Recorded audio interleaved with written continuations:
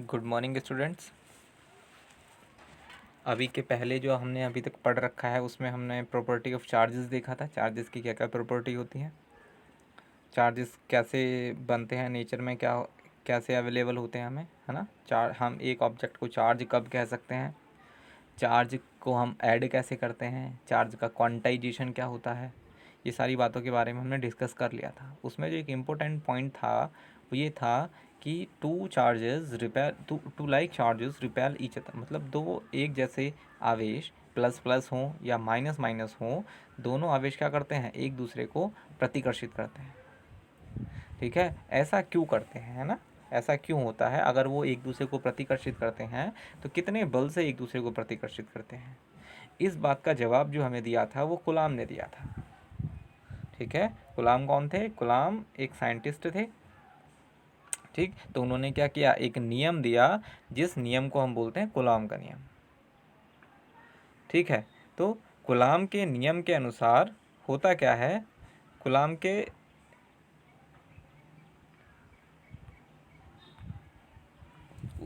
ने कहा था कि कोई भी अगर स्पेस में दो चार्जेस रखे हुए हैं, फॉर एग्जांपल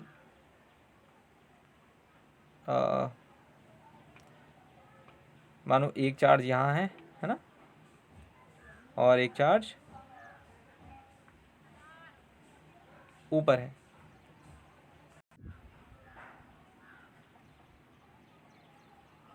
मानो यहाँ रहा एक चार्ज, इस चार्ज को मान लो चार्ज ए, और एक चार्ज यहाँ पे रहा, इस चार्ज को मान लो चार्ज बी। ठीक, मान लो इस चार्ज पे जो कुल आवेश है वो है Q1 कूलाम का, और इस पे जो कुल आवेश है मान लो वो है Q2 कूलाम का। ठीक, और इन दोनों के बीच की जो इंटरमीडिएट डिस्टेंस है मान लो वो एक दूसरे से किसी पर्टिकुलर r डिस्टेंस पे रखें, या r की वैल्यू कुछ भी हो सकती है ना। तो अब अगर मैं बोलूँ कि ये दोनों चार्जेस पॉजिटिव चार्जेस हैं, धनात्मक आवेश हैं दोनों, तो ये दोनों एक दूसरे को क्या करेंगे, रिपेल करेंगे, प्रतिकर्षित करेंगे। तो ये दोनों आवेश एक दूसरे को कितने बल से प्रतिकर्षित करते हैं, इस बात का पता कुलाम ने लगाया था। ठीक, तो इन दोनों आवेशों के बीच लगने वाला जो प्रतिकर्षण बल होगा, अगर दोनों सेम सेम आवेश होंगे, और आकर्षण बल होगा अगर दोनों में से कोई एक प्लस हो या दूसरे अपोजिट नेचर का हो। ठीक है, तो उसने कहा था कि इस नियम के अनुसार दो आवेशित कणों के मध्य लगने वाले बल का मान कुलाम के नियम द्वारा दिया जाता है। ठीक, इस नियम के अनुसार दो आवेशों के मध्य लगने वाला वैद्युत बल आवेशों के परिमाण होता है उसकी न्यूमेरिकल वैल्यू, आंकिक मान, तो उसका जो परिमाण होगा के गुणनफल के समानुपाती होता है, तथा दूरी, दोनों के बीच की जो दूरी होती है ना उसके वर्ग के व्युत्क्रमानुपाती होता है। चलो एक बार फिर से इसको ड्रॉ करके देखते हैं। ये कह रहा है कि जो सपोज हमारे पास दो आवेश हैं, मान लो एक आवेश ये रहा है ना, और एक आवेश यहाँ कहीं रहा, ये रहा।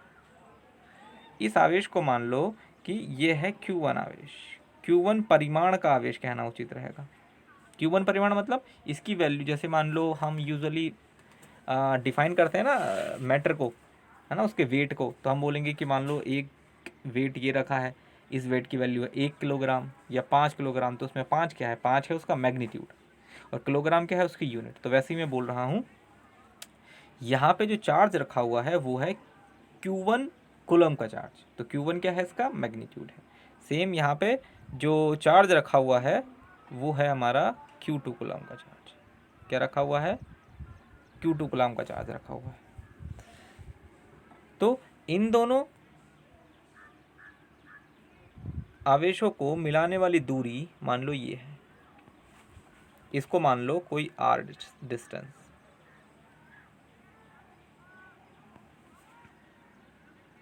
अब क्या होगा, ये कह रहा है कि इन दोनों के बीच में जो आकर्षण या प्रतिकर्षण बल होगा वो किस पे डिपेंड करेगा। ज़रा सोच के देखो, अगर मैं बोलूँ कि ये दोनों आवेश पहले से ज़्यादा हो जाएं जितने थे, मान लो पहले इतने छोटे छोटे थे, मतलब इतने कम थे, अब मैंने उनका मैग्नीट्यूड बढ़ा दिया, मान लो इतने बड़े हो गए, तो अब क्या होगा।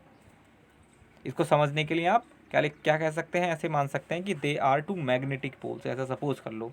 और ज़रा बताओ कि अब दोनों के बीच में जो फोर्स ऑफ मैग्नेटिज्म होगा, चुंबकीय बल होगा, वो कब ज़्यादा होगा। ऑब्वियसली तब ज़्यादा होगा ना जब दोनों चुंबकीय ध्रुव बड़े बड़े होंगे, स्ट्रॉन्ग होंगे, है ना। तो वैसे ही चुंबकीय बल भी है, जब ऐसे ही ये हमारा विद्युत बल भी है, तो जब आवेश हमारे बड़े होंगे, ज़्यादा मैग्नीट्यूड के होंगे, ज़्यादा मान के होंगे, तो दोनों के बीच में जो आकर्षण बल होगा या प्रतिकर्षण बल होगा वो कैसा होगा, ज़्यादा होगा। ठीक, तो उसने कहा कि दोनों आवेशों के गुणनफल के अनुक्रमानुपाती। तो यहाँ पे क्या है, यहाँ पे स्मॉल q1 q2 लिखा हुआ है, हमने यहाँ समझने के लिए कैपिटल Q1 और कैपिटल Q2 ले लिया है, तो इन दोनों के गुणनफल के समानुपाती होगा। अब कह रहा है कि इन दोनों की बीच की दूरी कौन सी है, ये है r। यहाँ से यहाँ तक की जो भी डिस्टेंस होगी उसको हम क्या बोलेंगे, r बोलेंगे।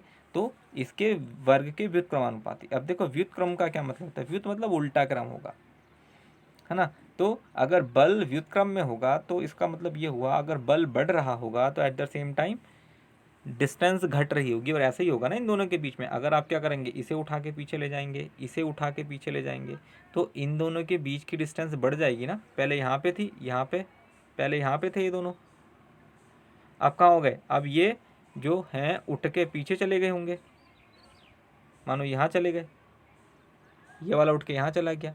तो अब क्या होगा, इन दोनों के बीच की डिस्टेंस बढ़ गई। जब दोनों के बीच की डिस्टेंस बढ़ जाएगी तो हम बोलेंगे कि हाँ भाई, इन ऑब्वियसली इन दोनों के बीच में जो विद्युत बल होगा वो कम हो गया होगा। ठीक है, तो इसी को बोलते हैं हम व्युत्क्रम। तो इन दोनों के बीच की दूरी के व्युत्क्रम के वर्ग के बराबर होता है। ठीक, ये पूरा एक्सपेरिमेंटल डेटा है, ठीक है, उन्होंने ऐसा ऑब्जर्व किया था। अगर हम दोनों को मैथमेटिकली अब कंबाइन कर देंगे तो वी हैव, तो हमने दोनों को कंबाइन कर लिया। पहले हमने इनको अलग अलग लिख रखा था दोनों को, अभी हमने इसको एक साथ लिख लिया। जब एक साथ लिखेंगे तो ऐसा आएगा, F is proportional to Q1 Q2 upon. ठीक, और इन्होंने क्या किया, फिर यहाँ से ये जो प्रोपोर्शनलिटी का साइन है ना, समानुपाती का साइन, इसे हटा के यहाँ पे एक कांस्टेंट इन्होंने मान रखा है C, जिसको मान रखा है कूलाम नियतांक। ठीक, आप सी की जगह कुछ भी मान सकते हैं। आप यहाँ पे सी की जगह, सारे लोग यहाँ सी की जगह लिखेंगे के, जी कांस्टेंट है इसको कहेंगे के, यहाँ पे भी के कर लेंगे लिखते टाइम। ठीक है, सी कोई नहीं लिखना, यहाँ लिखना कांस्टेंट के। तो इसी को हम क्या बोलते हैं, इसी को बोलते हैं हम कूलाम का नियम। यह है कूलाम के नियम का गणितीय स्वरूप। ठीक है, चाहे तो इसका एक स्क्रीनशॉट ले लो ताकि भूल ना जाओ कि यहाँ पे के लिखना है। अब जो इस के की वैल्यू होती है, के की वैल्यू, इस के की वैल्यू होती है, ये यहाँ पे जो के हमने पहले एज्यूम किया था ना, के, इस के की वैल्यू होती है 1/4 pi epsilon 0 is equals to 9 × 10⁹। ये इसकी वैल्यू होती है, न्यूमेरिकल वैल्यू, और इसकी यूनिट होती है न्यूटन मीटर स्क्वायर पर कूलाम स्क्वायर। ये इसकी यूनिट होती है। तो आप क्या करेंगे, अगली लाइन में इसके ही नीचे जहाँ के लिखा है ना, तो ऐसे लिखेंगे, जहाँ के कूलाम नियतांक है जिसका मान माध्यम पर निर्भर करता है, उसके बाद लिखेंगे K equals to 1/4 pi epsilon 0 equals to 9 × 10⁹ newton metre पर coulomb square, newton metre square पर कूलाम स्क्वायर। ठीक है, ये कहाँ लिखना है आपको, इसके नीचे यहाँ पे, इसके बाद लिखना है, इसी के आगे से ही। समझ आया। अब इसमें, ठीक, स्क्रीनशॉट ले लो इसका जल्दी से ताकि भूल ना जाओ।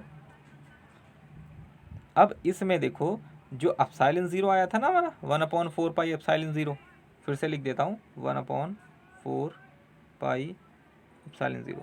तो ये जो एप्सिलॉन 0 है, इस एप्सिलॉन 0 को हम बोलते हैं विद्युतशीलता, निर्वात की विद्युतशीलता स्पेशली।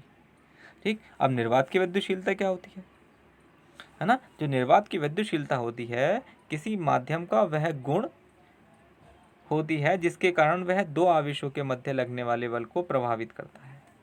वो एक माध्यम का गुण होता है, वो माध्यम पर निर्भर करती है। अगर आप आवेशों को, एक एक कूलाम के आवेशों को उठा के 100 कूलाम के आवेश भी रख देंगे तो जो एप्सिलॉन 0 है उसकी वैल्यू चेंज नहीं होगी। एप्सिलॉन 0 की वैल्यू जो चेंज होगी वो तब होगी जब आप दोनों आवेशों के बीच का माध्यम चेंज करते हैं। मान लो अभी तो आपने एयर में रख रखे थे, फिर मान लो दोनों के बीच में पानी रख दिया, है ना? मान लो यहाँ पानी है और पानी में आपने आवेशों को डाल दिया, मानो ये पानी है ऐसे, तो और इन आप क्या कर रहे हो, आप पानी में आवेशों के मध्य बल निकाल रहे हो, इन दोनों आवेशों के मध्य, है ना? तब क्या हो जाएगा, इस एप्सिलॉन 0 की वैल्यू चेंज हो जाएगी। इस एप्सिलॉन वैल्यू की 0 कैसे चेंज होगी वो हम आगे देखेंगे, है ना? या मान लो आपने एक चार्ज ये लिया ऐसा और एक चार्ज ऐसा लिया, और इन दोनों आवेशों के मध्य आपने क्या कर दिया, एक मोटी सी शीट रख दी, किसकी, कांच की शीट। जब ऐसा होगा, कांच की शीट आप इसके बीच में रख दोगे, तो अब ऐसे में क्या होगा, इनके बीच का जो बल है वो प्रभावित होगा। वो कैसे प्रभावित होगा, वो डिपेंड करेगा इस कांच पे। उसको हम आगे अभी देखने वाले हैं कि कांच पे कैसे निर्भर करेगा। ठीक है,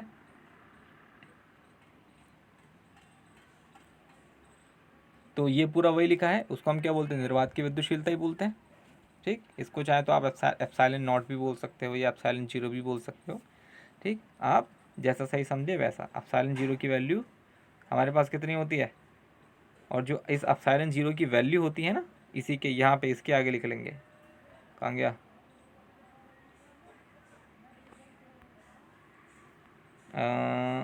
ये रहा, यहाँ कहलाता है। ठीक, इस कहलाता है के बाद आप क्या लिखेंगे, देखो इसमें थोड़ा सा मिसिंग हो रहा है तो मैं इसको करेक्ट कर देता हूँ, आपके नोट्स अच्छे हो जाएंगे। आप लिखेंगे इसे एप्सिलॉन 0 से प्रदर्शित करते हैं, से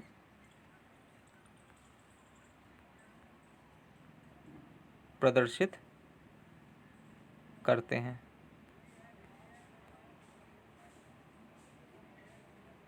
ठीक है, ये लाइन लिखने के बाद इसी लाइन के आगे से लिखेंगे, जल्दी से इसे स्क्रीनशॉट ले लो, या रिवाइज या पीछे ऐसे रिवाइंड करके फिर एक स्क्रीनशॉट ले लेना।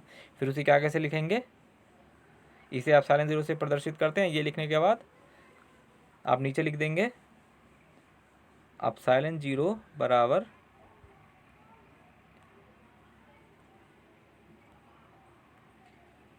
लिखेंगे एप्सिलॉन 0 बराबर 8.85 इंटू 10⁻⁻12, और इसकी यूनिट होती है आपकी कूलाम स्क्वायर प्रति न्यूटन मीटर स्क्वायर। ये किसकी होती है यूनिट, इसकी यूनिट होती है। ठीक, तो इस तरह से आपकी यहाँ तक के नोट्स कंप्लीट हो जाएंगे। ठीक है, अब देखो आपेक्षिक विद्युतशीलता क्या होती है। अब देखो आपेक्षिक विद्युतशीलता होती इसको हम कैसे समझेंगे, है ना? सपोज करो हमने जो दो आवेश लिए थे वो, अब पहले मान लो ये दो आवेश हैं, एक आवेश यहाँ पे है और एक आवेश यहाँ पे है। इसका जो परिमाण है वो Q1 है, इसका जो परिमाण है वो Q2 है, और इन दोनों के बीच की दूरी मान लो R है प्रारंभिक अवस्था में। हाँ, तो अब इन दोनों के बीच जो भी कूलाम बल दिया जाएगा, उस कूलाम बल को हम कैसे लिखेंगे, उस कूलाम बल को हम लिखेंगे F = 1/4 pi epsilon 0 Q1 Q2 upon R², ऐसे लिखेंगे। ये हमेशा, ये क्या है, ये कांस्टेंट है, हमने पढ़ा था।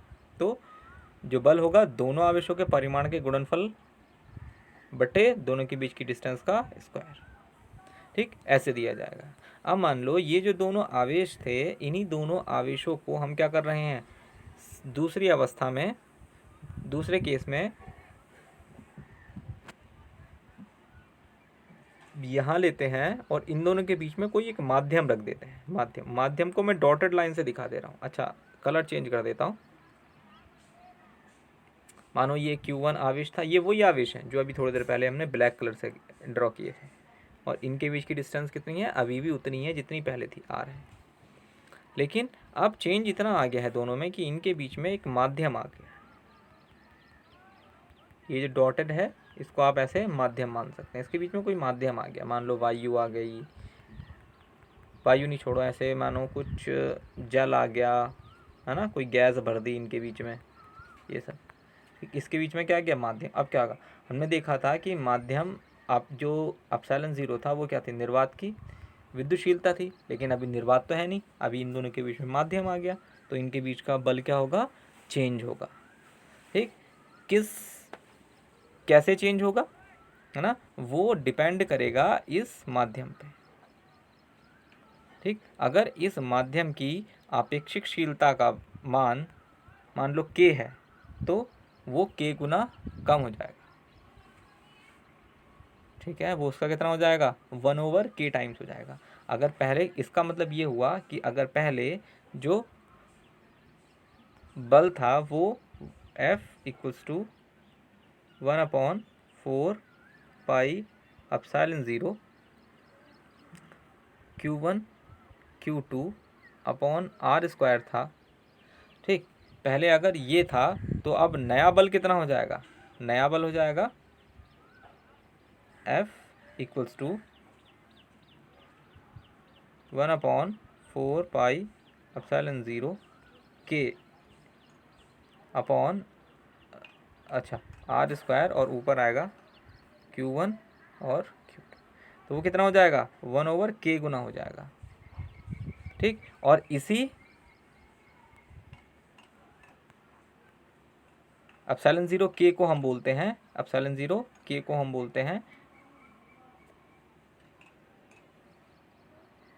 यहीं पे लिख देता हूँ ऐसे ही, चलो सीधे इसको बोलेंगे हम एप्सिलॉन, माध्यम की विद्युतशीलता, किसी भी माध्यम की विद्युतशीलता। ठीक, तो एक है हमारे पास निर्वात की विद्युतशीलता और एक है हमारे पास माध्यम की विद्युतशीलता। ठीक, तो हमने एप्सिलॉन को क्या लिखा, एप्सिलॉन को हमने लिख रखा है एप्सिलॉन 0 k। ठीक, इसी से एक और इम्पोर्टेंट रिजल्ट निकल के आएगा कि अगर मैं एप्सिलॉन 0 k को एप्सिलॉन 0 k को अगर मैं एप्सिलॉन के बराबर करूँगा, तो जो k है स्टार्टिंग में हमने माना था नियतांक, कूलॉम नियतांक, उसकी वैल्यू हो जाएगी एप्सिलॉन अपॉन एप्सिलॉन 0, और इसी को हम बोलते हैं E, इसी को हम बोलते हैं ER, आपेक्षिक विद्युतशीलता। बात समझ आई, इसी को हम बोलते हैं आपेक्षिक विद्युतशीलता, जो यहीं पे लिखी हुई है, देखो, आपेक्षिक विद्युतशीलता। किसी माध्यम की निर्वात के सापेक्ष विद्युतशीलता को क्या बोलते हैं, उसकी आपेक्षिक विद्युतशीलता बोलते हैं। तो चाहे तो आप रिवाइंड करके देख लें कि मैंने कैसे सॉल्व किया है, जैसे मैंने सॉल्व किया है उस वैसे सॉल्व करते जाएं। ठीक, या फिर आप इसको जैसा यहाँ लिखा है इस तरह से भी परिभाषित कर सकते हैं। ठीक, यहाँ पे दिया है, देखो, दो आवेशों के बीच अगर निर्वात में रखने पर जो बल लग रहा होगा उन पे, वो इतना लग रहा होगा एप्सिलॉन 0 के बराबर। अगर इन्हीं दोनों आवेशों के मध्य माध्यम उपस्थित हो, कोई भी माध्यम होगा, तो ये हो जाएगा 1/4 पाई एप्सिलॉन 0। देखो एप्सिलॉन हो गया ना, एप्सिलॉन कैसे हो गया, क्योंकि यहाँ पे क्या आ गया, यहाँ सिर्फ एप्सिलॉन है ना, मैंने भी ऊपर अभी एप्सिलॉन लिखा था, तो यहाँ एप्सिलॉन कैसा है, इस एप्सिलॉन की वैल्यू है एप्सिलॉन 0 × k। तो यहाँ तो या तो आप एप्सिलॉन लिख दें, यहाँ लिख दें एप्सिलॉन 0 k, वो बात एक ही है। ठीक है, तो अभी यहाँ पे देखो हमने इसको ऐसे भी डिफाइन कर रखा है, तो आप देखो यहाँ लिखा हुआ है, अब इसको भी लिख देंगे जैसा लिखा हुआ है। ठीक, तो आज के लिए सिर्फ यहाँ तक ही काम करेंगे। ठीक, यहाँ तक जो समझ नहीं आया होगा उसमें पूछ भी सकते हैं, और यहाँ तक सबके पास हैंड रिटन नोट्स भी होने चाहिए, जो जो मैंने वीडियो में बोल रखा है, जहाँ आपको जो जो चीज़ें मेंशन करनी है वो कर लेंगे। तो आप घर में ही रहें, ज़्यादा बाहर ना निकले जब तक ज़रूरी काम ना हो। Tata bye bye, take care.